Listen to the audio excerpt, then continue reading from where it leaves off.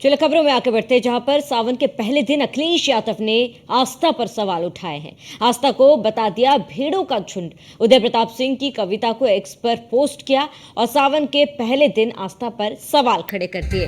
और ऐसे में बड़ा सवाल उठता है कि सावन के पहले दिन आस्था पर सवाल उठाने का मतलब आखिर क्या है। आखिर ये सवाल उठाकर किसे खुश करना चाहते हैं अखिलेश यादव। सनातनियों की आस्था के अपमान का हक अखिलेश यादव को किसने दिया। तो अखिलेश यादव ने एक्स पर पोस्ट किया और इसके साथ ही सनातन पर फिर एक बार चोट पहुंचाई है। सनातन पर फिर एक बार सवाल खड़ा किया है।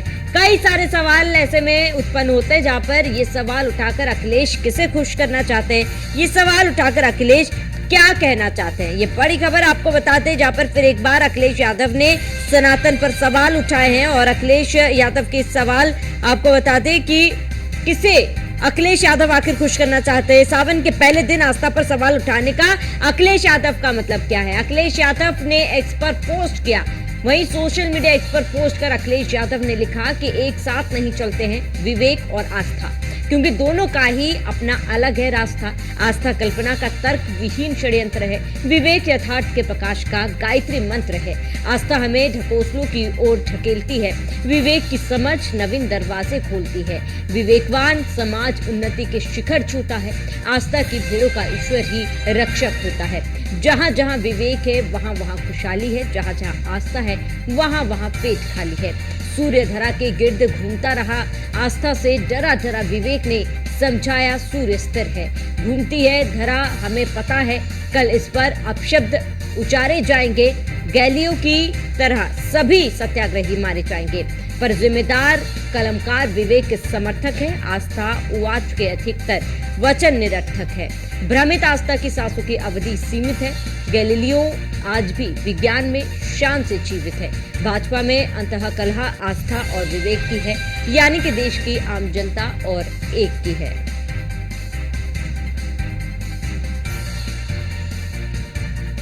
हमारे साथ महंत राजूदास मुख्य पुजारी हनुमानगढ़ी से जुड़ चुके हैं। महंत राजूदास जी, आपका बहुत बहुत स्वागत है। राजूदास जी, लगातार विपक्षी, खासतौर पर अगर अखिलेश यादव की बात करें तो लगातार इस तरीके के बयानबाजी करते हैं जिस पर सनातन को चोट पहुंचती है, और अब एक नया बयान लेकर वो सामने आ गए। बड़ा सवाल ये, इस तरीके के बयान देकर सनातन को आखिर ये चोट पहुंचाने की कोशिश क्यों करते हैं। आप इस बयान को कैसे देख रहे हैं राजूदास जी। माननीय पूर्व मुख्यमंत्री अखिलेश यादव जी का बयान दुर्भाग्यपूर्ण है।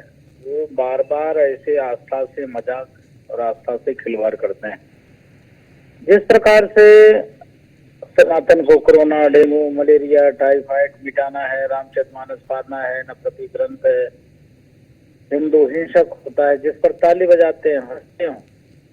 इतनी दुर्भाग्य की बात है कि जो बहुसंख्यक समाज आपको सड़कों पर बैठाकर आप कई बार आपके पिताजी को आपको मुख्यमंत्री बनाया, और आप ऐसे हिंदुओं के साथ आप बीजेपी से, आरएसएस से जोड़कर तुलना करते हो। किस प्रकार दुर्भाग्य की बात है।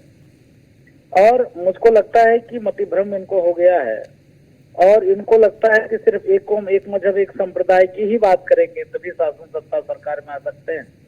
लेकिन हिंदू जागरूक हो चुका है। बहुसंख्यक समाज ने आपको दिखा दिया, अगर सनातन संस्कृति का अपमान करेंगे तो आपके लिए ठीक नहीं होगा। बिल्कुल राजूदास जी, क्योंकि जिस तरीके से सियासी फायदा अखिलेश यादव को मिला है, क्या वो बौखला गए हैं। जिस तरीके से लगातार सनातन पर अखिलेश यादव चोट पहुंचाते हैं, क्या अन्य धर्म पर भी वो चोट पहुंचा पाएंगे। उनकी ये हिम्मत है, या फिर सनातन धर्म को वो काफी ज्यादा हल्के में ले चुके हैं अखिलेश यादव। नहीं, देखिए, सनातन धर्म में श्रेष्ठता के पुजारी होते हैं। हम आज तक चीटी तक नहीं मारे हैं, हमने कभी तक जवाब नहीं दिया है। लेकिन अब वक्त आ चुका है ऐसे लोगों को जवाब देने का। वो अहंकार में इतने मदमस्त हो गए हैं कि उनको लगता है कि हम जो कर रहे हैं सही है, हम जो बोल रहे हैं वही सही है, बाकी सब झूठा है, बाकी सब बेकार है। लेकिन जिस प्रकार से सनातन का अपमान करने का कार्य वो करते हैं, अति निंदनीय है, दुखद है। मुझको लगता है सनातनियों को थोड़ा अपने अंदर जागरूकता लाना चाहिए और मुंहतोड़ जवाब देनी चाहिए। बिल्कुल राजूदास जी, क्योंकि अखिलेश यादव को अक्सर हमने देखा इस तरीके की बयानबाजी करते हैं। आज भी उन्होंने कावड़ियों पर सवाल उठाए हैं। कहीं ना कहीं जो कावड़ यात्रा में जाते हैं उन्हें भेड़ बकरियों से उन्होंने तुलना कर दी। लेकिन अखिलेश यादव भी मंदिर जाते हैं, पूजा अर्चना करते हैं, अपने घर में कर्मकांड करते हैं, उसकी तस्वीरें भी साझा करते हैं, यानी कि वो भी ढोंग कर रहे हैं, अगर उनको पूरी दुनिया ढोंग लग रही है। हाँ, वही तो मैं पूछना चाहता हूँ उनसे कि आगे लगाओ, इस गाड़ी के आगे लगाओ। मुझको लगता है कि उनको खुद स्वतः अपने आप में मनन करना चाहिए कि जिस प्रकार से सनातन संस्कृति हिंदुत्व का वो अपमान करते हैं, हिंदुओं का अपमान करते हैं, तो पहले तो खुद ढोंग करते हैं। उनको खुद नहीं करना चाहिए। तिलक लगाते हैं, चंदन लगाते हैं, रुद्राभिषेक करते हैं, कन्याओं को खिलाते हैं, उनको खुद नहीं करना चाहिए। अगर वो खुद करते हैं तो दूसरे के ऊपर सवाल नहीं खड़े करना चाहिए। इसके नाते अखिलेश यादव को अपने अंदर झांकना चाहिए और तुरंत उनको टोपी पहनकर इस्लाम धर्म स्वीकार कर लेने चाहिए अखिलेश यादव। ठीक है, महेंद्र राजूदास जी, जुड़ने के लिए आपका बहुत बहुत शुक्रिया। तो सावन के पहले दिन आस्था पर सवाल उठाने का मतलब क्या है, ये बड़ा सवाल है, क्योंकि लगातार अखिलेश यादव के इस तरीके के बयानबाजी सामने आते हैं, जहां पर इस तरीके के बयान से सनातन को चोट पहुंचाने की कोशिश की जाती है। बड़ा सवाल ये है कि आखिर इस तरीके की बयानबाजी क्यों की जाती है? क्या एक तबके को फायदा खुश करने के लिए अखिलेश यादव इस तरीके की बयानबाजी देते? किसे खुश करना चाहते हैं अखिलेश यादव? और इसके साथ ही सावन के पहले दिन आस्था पर सवाल उठाने का मतलब क्या है? आज सावन का पहला सोमवार है और ऐसे में आज ही के दिन इस तरीके की बयानबाजी, इस तरीके का पोस्ट क्यों डाला गया अखिलेश यादव की तरफ से? क्या कहना चाहते हैं? उनके पोस्ट के क्या मायने हैं? बड़ा सवाल ये है। सावन के पहले दिन ही आस्था पर इस तरीके के सवाल उठाना क्या सही है? किन तबकों को खुश करना चाहते हैं अखिलेश यादव? आस्था को भेड़ों का झुंड मानते हैं अखिलेश यादव, क्योंकि जिस तरीके से पोस्ट में उन्होंने लिखा है आस्था और विवेक के बीच का अंतर उन्होंने बताया और आस्था को एकदम से उन्होंने पीछे ढकेल दिया। आस्था पर कई सवाल, देखिए तुलना सही है, विवेक अपने जगह है, आस्था, लोगों की आस्था अपनी जगह, लेकिन एक दूसरे से तुलना कर किसी को ऊंचा बताना, किसी को नीचा दिखाना, ये कहां तक सही है? क्योंकि लोगों की आस्था, उनके मन में लोगों की आस्था पर सवाल खड़े करना अपने आप में शर्म की बात है। और ऐसे में अखिलेश यादव इस तरीके के बयानबाजी लगातार करते आ रहे, लगातार सनातन को चोट पहुंचाने की कोशिश कर रहे, और जब इस तरीके के सवाल पूछे जाते तब वो बैकफुट पे नजर आते हैं। अधिक जानकारी के लिए संवाददाता स्कंदिता हमारे साथ जुड़ चुके हैं। स्कंदिता, लगातार अखिलेश यादव की तरफ से इस तरीके की बयानबाजी की जाती है, सबसे बड़ा सवाल यह है कि किसको खुश करने के लिए अखिलेश यादव इस तरीके के बयान देते हैं? सनातन पर लगातार सवाल उठाते हैं अखिलेश यादव, क्या अन्य धर्मों पर भी वो सवाल उठाने की क्षमता रखते हैं? देखिए, पिछले कई दिनों से अखिलेश यादव के जो ट्वीट निकलकर सामने आ रहे हैं वो सरकार पर निशाना साधने वाले ट्वीट हैं और सरकार के फैसलों का विरोध करने वाले ट्वीट हैं। इससे पहले हमने देखा था कि जब सरकार द्वारा ऐलान किया गया कि कावड़ रूट में जितनी भी दुकानें हैं उन दुकानदारों को अपना नाम लिखना कंपलसरी है, दुकान के बाहर अपना असली नाम लिखे, तब भी अखिलेश यादव ने ट्वीट करके सवाल खड़े किए थे और कहा था कि ऐसे प्रशासन के पीछे की शासन की मंशा को लेकर जांच करनी चाहिए, उनके ऊपर दंडात्मक कार्रवाई करनी चाहिए, और जिनका नाम छोटू, गुड्डू या फत्ते है उनके बारे में कैसे पता चलाएंगे। तो इस तरीके से सरकार के इस फैसले का, इस फरमान का विरोध किया था अखिलेश यादव ने ट्वीट के जरिए, और कल उन्होंने एक और ट्वीट किया है जिसमें उन्होंने विवेक और आस्था के बीच का फासला जो है वो बताया है। उन्होंने उदय प्रताप सिंह की कुछ पंक्तियां हैं जिनको ट्विटर के माध्यम से शेयर किया है अपने एक्स अकाउंट पर, उन्होंने ट्वीट करके वो पंक्तियां लिखी है, जिससे कहीं ना कहीं अगर उनको ध्यान से पढ़ा जाए, उनको ध्यान से समझा जाए कि क्या उन पंक्तियों के मायने हैं, तो कहीं ना कहीं वो स्कंदिता लौटूंगा आपके पास। इसी बीच राघवेंद्र सिंह बीजेपी प्रवक्ता हमारे साथ जुड़ चुके हैं।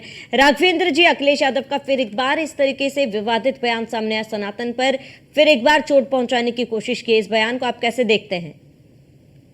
देखिए,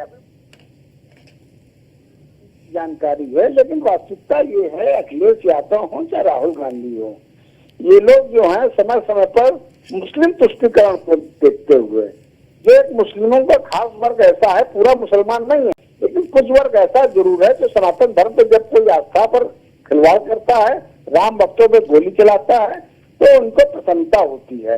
तो इसी प्रकार से ये लोग ये करने का प्रयास करते हैं कि जो इनके जो मुस्लिम वोट है वो एक हो और हिंदू जो है अलग अलग हो। ये वही लोग हैं जो राम भक्तों पे इन्होंने गोली चलवाई थी, ये वही लोग हैं जो इलाहाबाद हाईकोर्ट से ये आतंकवादी छुड़वाने के लिए कहा था, ये आतंकवादी छोड़ दीजिए, इससे हिंदू मुस्लिम सौहार्द कायम होगा।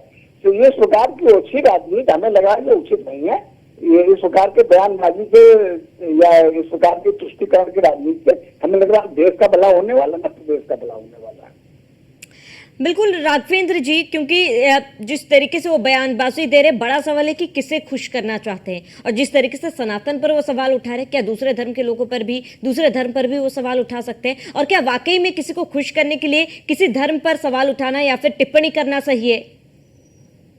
ये जो इनके समाजवादी पार्टी के सिद्धांत रहा है, ये नीति सिद्धांत रहा है, जिस प्रकार से ये वर्ग विशेष की राजनीति करी। याद करिए, लंबे समय तक लंबाई राजनीति करते रहे, मुस्लिम यादव की राजनीति करते रहे। जब उनका पर्दाफाश हो गया, जब पीजीए लेकर के समूह लेकर के आए हैं।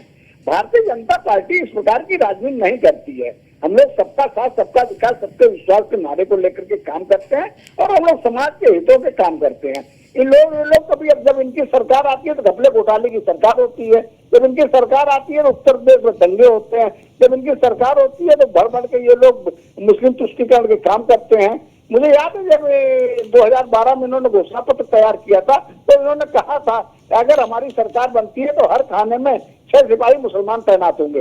इस प्रकार से ये लोग हल्की बातें करते हैं। मेरा कहने का तात्पर्य ये है, ये लोग सनातन धर्म को चोट पहुंचा करके, जो एक मुसलमानों का खास वर्ग है, सभी मुसलमान नहीं, कुछ एक खास वर्ग है, उसको एक करने का प्रयास करते हैं। हमें लगा उत्तर प्रदेश की जनता जो इनका जो है सही रूप जान गई है, निश्चित रूप से आगे आने वाले समय में इनका पर्दाफाश होगा। ठीक है राघवेंद्र जी, तमाम जानकारी के लिए आपका बहुत बहुत शुक्रिया।